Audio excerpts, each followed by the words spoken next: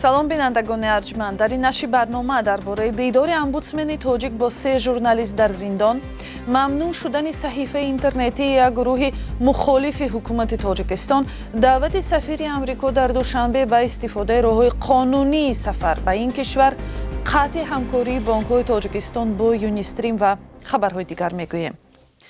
додгоҳи олӣ яке дигар аз саҳифаҳои мухолифони давлати Тоҷикистон дар шабакаи иҷтимоӣ фейсбукро экстремистӣ эълон карда, фаъолияташро дар кишвар манъ кардааст. Додстонии Кул рӯзи 26 июл бо нашри як баёнияи расмӣ хабар дод ки саҳифаи Нови Таҷикистан-2 баъди дархости додситонӣ аз додгоҳ дар рӯзи 21 июн саҳифаи ифротӣ эълон шудааст.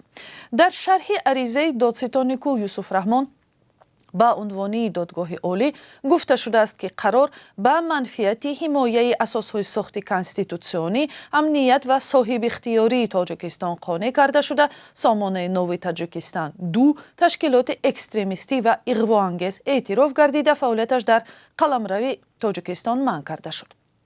дар ин гурӯҳи фейсбук умдатан навиштаҳои интиқодӣ аз ҳукумати Тоҷикистон ва барномаҳои гурӯҳи 24, як созмони мухолифи давлат, нашр мешавад. Суҳроб Зафар, раҳбари гурӯҳи 24, рӯзи 26 июл дар суҳбат бо Радиои Озодӣ гуфт, ин қарор ба кори онҳо ҳеҷ таъсире нахоҳад дошт ва ҳукумат бо ин роҳ мехоҳад мардумро тарс диҳад. аз ин пештар саҳифаи Памир Дейли Ньюз дар фейсбукро ҳам ифротӣ эълон карданд.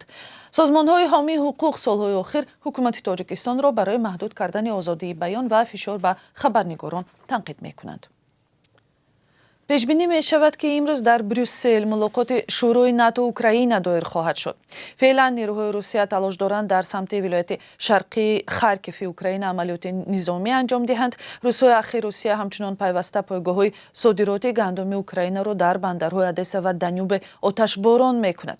дар мулоқоти Брюссел сафирони кишварҳои узв аз ҷумла саркашии Русия аз идомаи созиши содироти гандуми Украина ба воситаи бандарҳои ин кишвар дар баҳри Сиёҳро баррасӣ мекунанд. намояндаи омбудсмен ё ваколатдор оид ба ҳуқуқи инсон дар Тоҷикистон бо 3 рӯзноманигори зиндонӣ мулоқот карда шикояти онҳоро шунидааст. дидори омбудсмени тоҷик бо Абдулло Ғурбатӣ, Далери Имомалӣ ва Завқибек Саидаминӣ рӯзи 5 июл дар маҳбаси маҳаллаи 1 Советский дар Душанбе сурат гирифтааст. умед бобозода, раҳбари ин ниҳод, имрӯз 26 июл зимни як нишасти хабарӣ дар Душанбе гуфт, суҳбаташ бо Далери Имомалӣ, Абдулло Ғурбатӣ ва Завқибек Саидаминӣ тахминан 15 дақиқа идома дошт. вай гуфт, ин 3 рӯзноманигор аз вазъи нигаҳдорӣ дар маҳбас шиквая накарда, танҳо аз ҳукмашон изҳори норозигӣ намуданд. Далери Имомалӣ, Абдулло Ғурбатӣ ва Завқибек Саидаминӣ тобистони соли гузашта боздошт шуданд. додгоҳ онҳоро бо чанд иттиҳом бахусус узвият дар созмонҳои мамнӯъ гунаҳгор донистааст, 7 то 10 сол аз озодӣ маҳрум кард. онҳо худро бегуноҳ ва иттиҳомотро беасос номиданд. тасдиқи мустақилонаи ҳарфҳои мақомот дар мавриди шароити будубоши рӯзноманигоронӣ боздошт шуда мушкил аст. дар ин бора дар барномаи имрӯзаи ахбори озодӣ муфассалтар суҳбат хоҳем кард.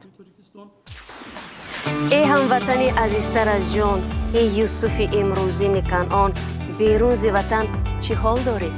биёву аз рӯзгорат моро ошно кун. бинандагони азиз, агар шумо дур аз Тоҷикистонед ва аз нозукиҳои муҳоҷират огоҳ ҳастеду мехоҳед дигарон низ бидонанд, пас ин барнома барои шумост. рӯзгори муҳоҷир, мутобиқшавӣ ба муҳити нав, қиссаҳои инсонӣ ва сабақҳои ҳаётӣ. Мануэл Микаллер, сафири Иёлоти Муттаҳида дар Душанбе, гуфт, онҳое ки хоҳиши сафар ба Амрикоро доранд, бояд аз роҳҳои қонунӣ истифода кунанд.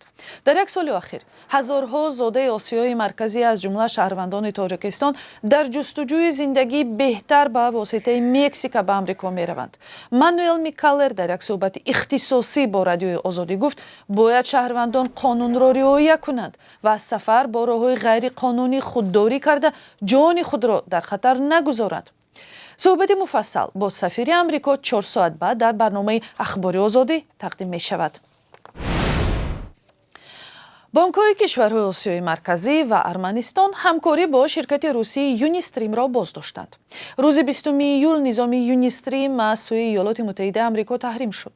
дар Тоҷикистон Орион бонк ва бонки Ҳумо داد و گریفت رو با یونیستریم منع کردند. چند بانک قزاقستان و گرجستان نیز همکاری را با یونیستریم قطع کردند.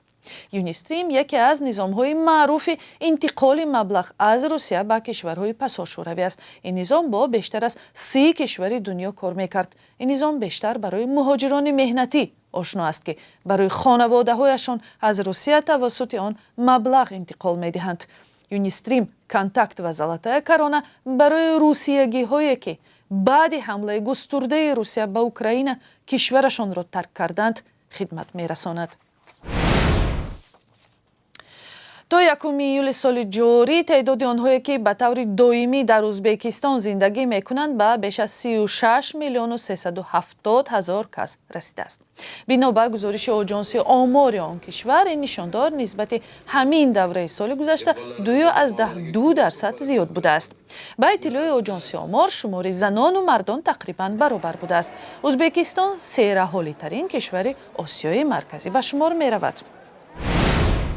و اکنون قرب پول خارجی برای امروز 26 ایول بانک ملی تاجیکستان می نویسد قرب روبل روسی کمی تغییر یافته امروز برای 1000 روبل 121 سامانی پیشنهاد می شود. قرب دلار آمریکایی به تغییر 10 سامانی و 92 درهم است و یورو کمی گران شده 12 سامانی و 10 درهم را تشکیل می دهد. این بود چند خبری مهم ساعت 4 ساعت بعد در برنامه خبری و تحلیلی اخبار آزادی و می خوریم.